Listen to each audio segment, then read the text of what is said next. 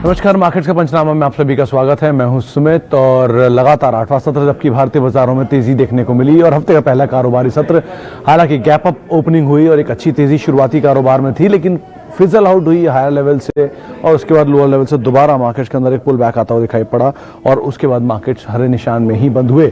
आज के superstar IT space, पिछले मिड कैप आईटी जहां पर एक अच्छी खरीदारी रही, या मिड कैप फार्मा जहां पर तेजी देखने को मिली। प्रॉफिट टेकिंग रही वेदांता के अंदर, करीब करीब 20% ये स्टॉक टूटा। जनवरी के बाद इस तरह का एक हैवी फॉल स्टॉक में आता हुआ दिखाई पड़ा और साथ ही साथ वेदांता की फॉल की वजह से पूरे मिड कैप स्पेस में या पूरे मेटल स्पेस में आज एक प्रेशर आता हुआ दिखाई पड़ा। करीब 3-3.5% मेटल इंडेक्स में गिरावट आज के सत्र में देखने को मिली। तो मेजरली मार्केट्स में जो फॉल था उसमें पार्टिसिपेट करता रियल एस्टेट स्पेस या फिर मेटल स्पेस के अंदर जहां पर कुछ दबाव आता हुआ दिखाई पड़ा। आज सरप्राइजिंगली आईटीसी चलता हुआ दिखाई पड़ा, स्पेशली सीएलएसए की रिपोर्ट के बाद 220 रुपए के टारगेट जहां पर आए वहां पर खरीदारी देखने को मिली और साथ ही साथ आज एसबीआई में भी खरीदारी का दौर देखने को मिला। तो काफ़ी समय से जो शेयर रुके हुए थे वो चलते हुए दिखाई पड़े। दो और आज के की हाईलाइट्स, उसमें एक था लिस्टिंग में मजगांव डॉक जो कि तेजी के साथ लिस्ट हुआ और हाई लेवल से प्रीमियम वाइप आउट होता हुआ दिखाई पड़ा और यूटीआई एएमसी जो कि लिस्ट तो ही डिस्काउंट पर हुआ और उसके बाद वहां पर भी कुछ हद तक प्रेशर आया। हाल की ही लिस्टिंग जैसे केमकॉन जैसे जो शेयर थे वहां पर भी जो फॉल है मार्केट में, जो गिरावट का सिलसिला है वो देखने को मिला। दो और शेयरों में, एक जी एंटरटेनमेंट और एक मदरसन सुमी, दोनों में ही आज करीब करीब 7-8% का फॉल देखने को मिला।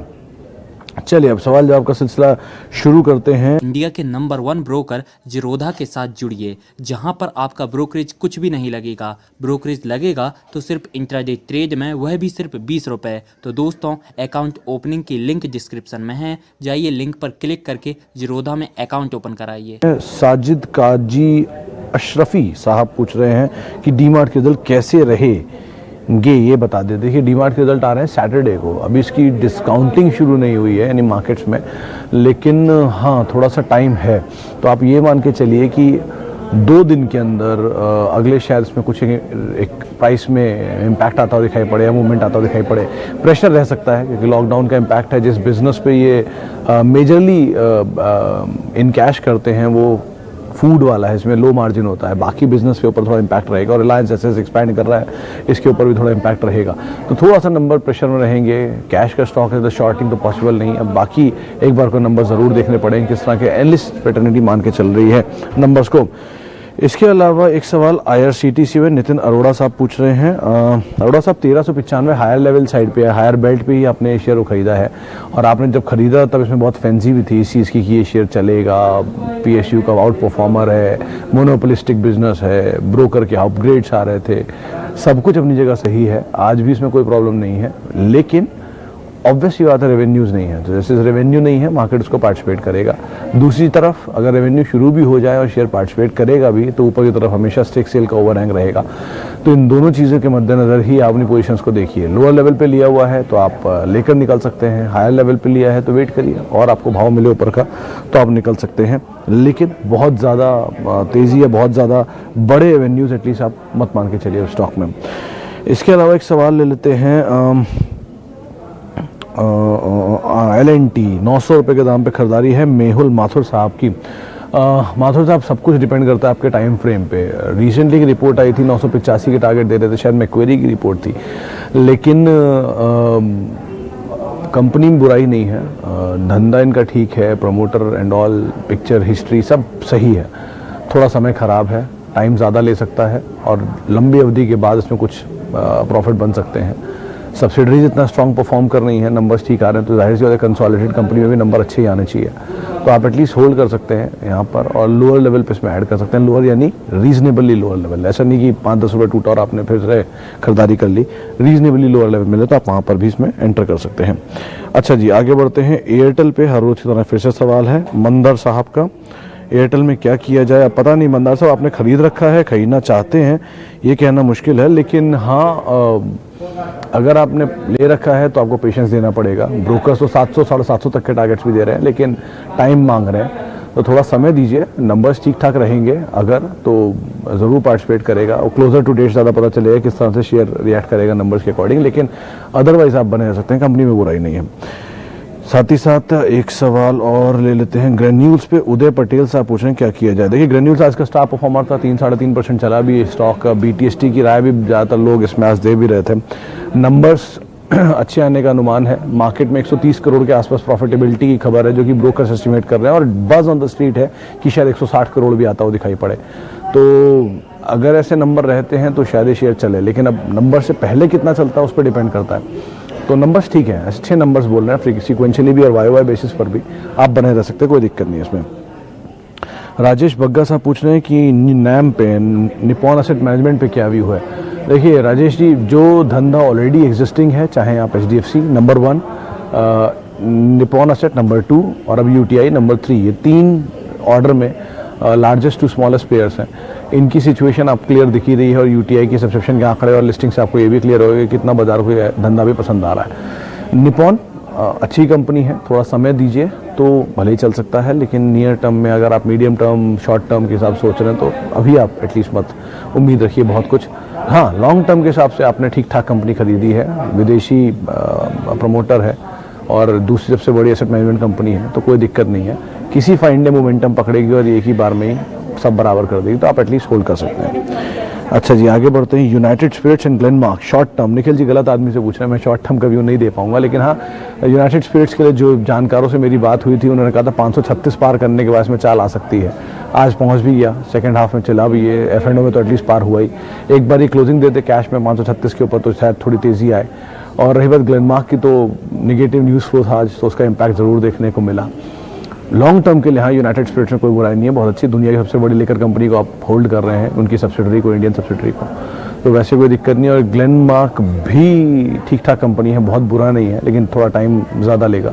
फार्मा में और अच्छे विकल्प भी हैं लॉन्ग टर्म के लिए, लेकिन यूनाइटेड स्पिरिट्स कोई प्रॉब्लम नहीं इस कंपनी में।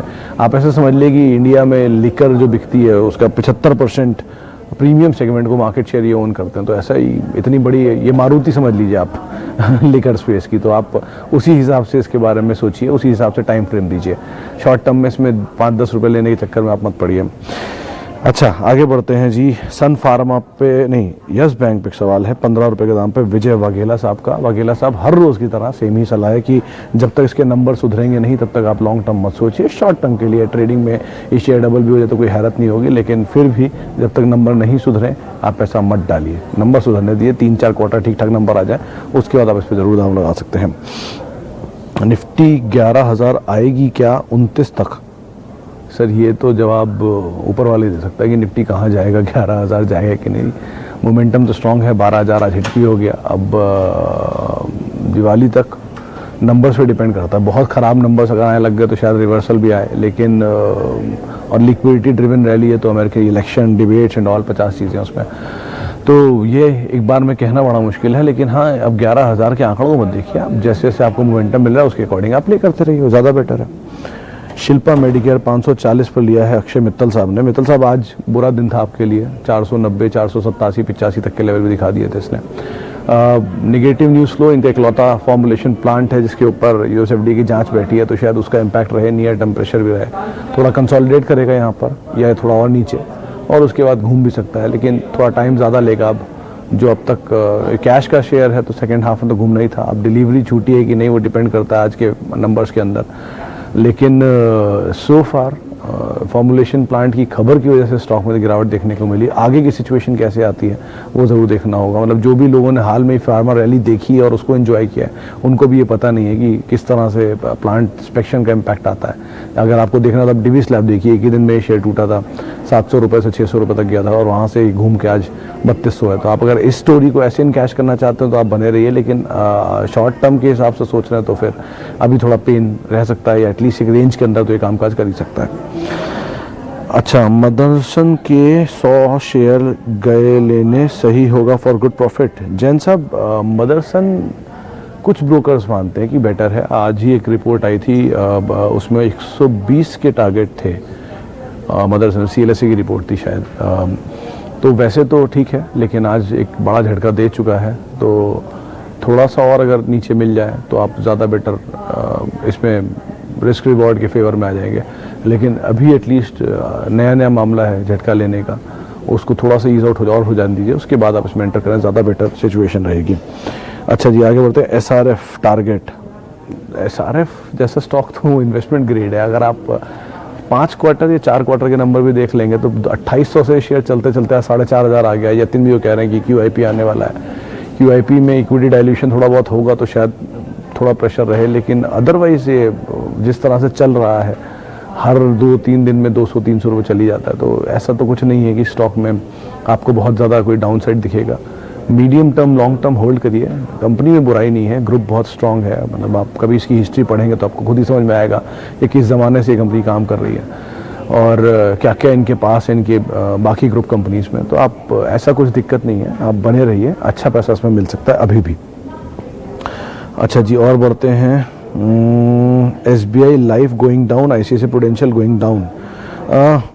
सर एक चीज़ है कि जो इंश्योरेंस के नंबर थे उसको मार्केट ने पहले बहुत तेज़ी दिखाई थी। जब जैसे बाज़ार में लॉकडाउन का खबर आया था उसके बाद से वो तेज़ी के बाद ये इंडेक्स का हिस्सा बन गया। HDFC लाइफ और SBI लाइफ और बाकी कंपनीज में भी अलग अलग इंडेक्सेस का हिस्सा बने, तो एक बड़ी तेज़ी तो उसने दिखाई है। अब उसके बाद थोड़ा कूल ऑफ पीरियड चल रहा है, तो अब ठीक, खबरें अच्छी हैं, एटलीस्ट मार्केट शेयर बढ़ रहा है इनका, इनके नंबर्स ठीक आएंगे।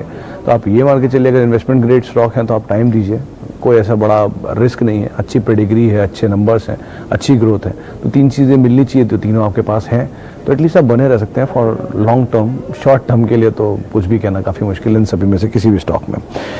चलिए, अब समय का थोड़ा अभाव है तो अब सवाल जवाब के सिलसिले को हम यहीं समाप्त करते हैं। लेकिन जिनसे भी हमारी बातचीत हुई उनका बहुत बहुत शुक्रिया। जिनसे हम बातचीत नहीं कर पाए उनसे हम माफ़ी चाहेंगे कि उनके सवालों के जवाब नहीं ले पाए। आप मेरे साथ जुड़ सकते हैं, @सुमित रिसर्च ये मेरा ट्विटर हैंडल है। नमस्कार।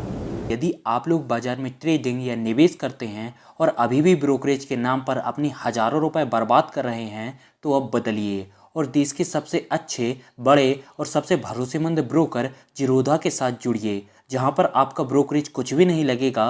ब्रोकरेज लगेगा तो सिर्फ इंट्राडे ट्रेड में, वह भी सिर्फ 20 रुपये।